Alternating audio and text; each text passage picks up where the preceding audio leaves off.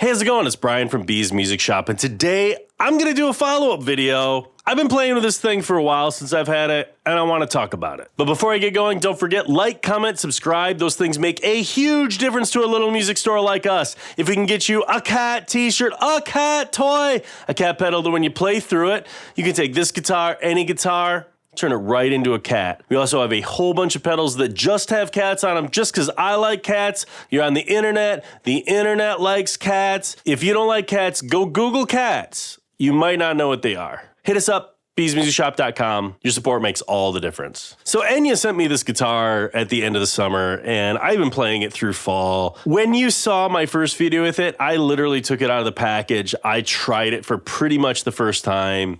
You know, I don't like to have something and evaluate it and then give you this big whole presentation. Like, I just kind of get it out and tell you what I think of it right from the hip shot, partially because I can't fake being like, eureka. Like, I just want to I played with a lot of gear. I'm just going to tell you what I think. This thing got sent to me and, you know, they reached out to me and were like, can we send you a guitar? We'd like to have you try it on your channel. And, you know, I like stuff and I like trying things. And it was unlike anything else that I had seen. And I tried out this guitar and I thought, wow, this is really cool. And it seems really neat. Here's my opinion after walking around and having it for a while. It's really good. It almost makes me feel weird about the music industry right now, which is a weird thing to say because, you know, I've been in the industry since 97, 98-ish, you know, working in stores and working in the supply chain, and it's my whole day job. And you know, you see a lot of things like this where you see travel guitars. You see these things pop out of other countries and, you know, I'm not familiar with them because America has its own ideas about guitar making that are very traditional. And you know, something like this is just so different. I mean, it's got, you know, it's a smart guitar. It has an app. And I'm seeing these things permeate more and more, but it's wildly impressive. You know, after taking this guitar, putting it on the bench, restringing it, you know, I put just a set of D'Addario on it that I put on all my guitars, and I went through and tweaked everything, you know, bottom to top, because I'm a tech. And it tweaked really well. Like, this guitar plays awesome now. I mean, and because it's carbon composite, I'm not as worried about taking it. I mean, I'll put some pictures up somewhere, but you know, I've been taking it places where I would be really freaked out to take, say, my Grippin, because it's like, you know, expensive, and I don't want, you know, the rosewood, the maple, mahogany, any of that to absorb moisture or sit around a campfire and dry out or doing those things. And I'm less worried about this, you know, partially because of the carbon composite and partially because it's just the cost. It's not as expensive, but it still plays really good. The fretwork is great on this thing. It is just way better than I feel like it has any right being, which is weird. And it sounds cool. I mean, I have it plugged in direct right now, so I'm not using the speaker, partially because like in this environment in our production studio, it's a lot more suited for plugged in electric. So, you know, I play with the in-room sound with a mic on the original video on this. You can find it in our channel. But the thing I have to say is, like, it sounds pretty good. I mean, for what it is,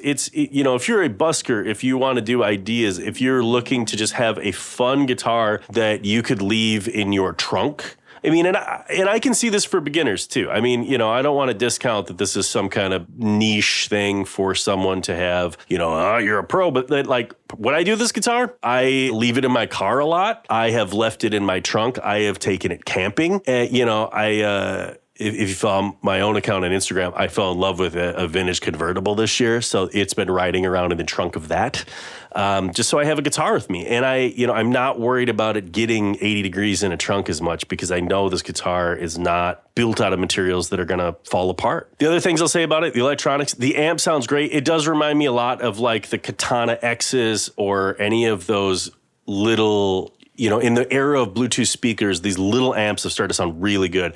It sounds like that, and it's weirdly feels the right weight for a guitar, even though I know this is all speaker. I don't have this feeling where it's up too high, it's balanced weird, it sits good on a strap, it's just like loud, which is super fun. You know, the app, it took me a while. So here's a secret. Here's a total secret. If you hold down the button, it goes into Bluetooth pairing mode for the app for the data side to hook to their app from the App Store. If you double tap it, I think it's double tap hold, it will actually Bluetooth pair to be a Bluetooth speaker, which I guess is useful.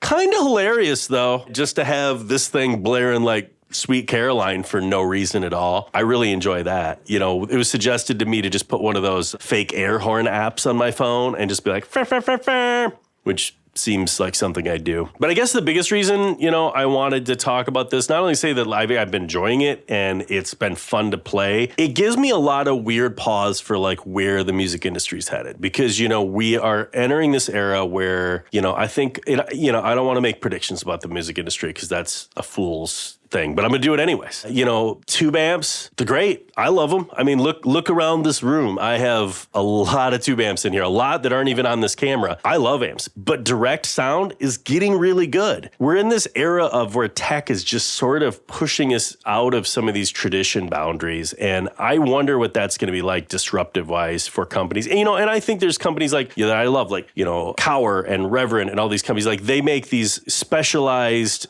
killer guitars. And I don't think this is hurting companies like that. I think it's going to be more like major companies like Boss or Fender or guys like that, where like this really attacks an interesting subset of beginner where like they don't feel a need to have these giant amps anymore. They're playing in their laptop, you know, cramped living conditions, things like that, where something like this is super practical. I mean, I feel like this is more to guitar, or like what a digital drum set is to acoustic drums, what this is to say like a regular guitar. Because it's just like a way to have all that stuff compacted down and in a very fun platform. Like, I mean, I can pair my phone to this thing, put in a set of earbuds and play this thing with nothing else. That's crazy. And it's fun. I mean, the app that they give you, I think it could use a few tweaks. I notice on some, like, at least on my iPhone, I have trouble with some of the effects quite getting them the way I want. I think it's more of like a layout thing. I'm sure they'll solve that. But even with those like minor complaints, the amount of stuff I'm getting for my money, it's really hard to complain, even with the tiny things I can find. And like I say, the build, like the tuners are nice. The zero fret feels good. The fretwork is not a roller coaster. It isn't twisted. The truss rod works correctly. The bridge sets correctly. You know, I mean, it's a well-built guitar at its price point outside of this stuff in it, which is just pretty impressive. So, you know, I'm going to keep watching these guys. You know, I'm not really a dealer for them or anything. This is just something that I came across. They sent me, and I've just been screwing around with. And I've thrown it in the hands of a bunch of musicians, and I'm like, try this thing. It's actually freaking hilarious. And they're agreeing with me. So, I don't know. I could play around with it for a minute, strum on it some more if you didn't see my other video. But, you know, this is the setting I'm using. It's just like...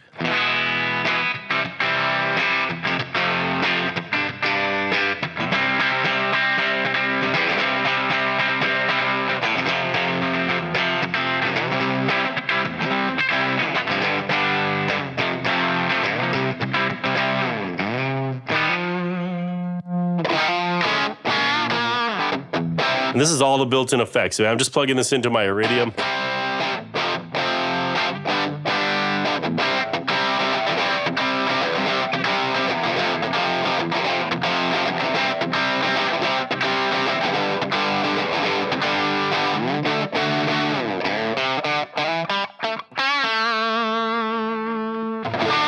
I think this one I left the same just because it's so funny.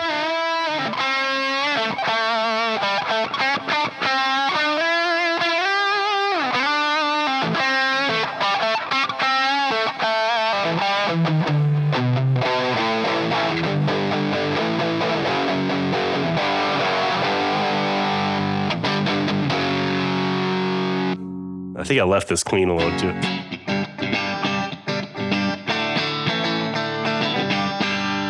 But yeah, I think this is...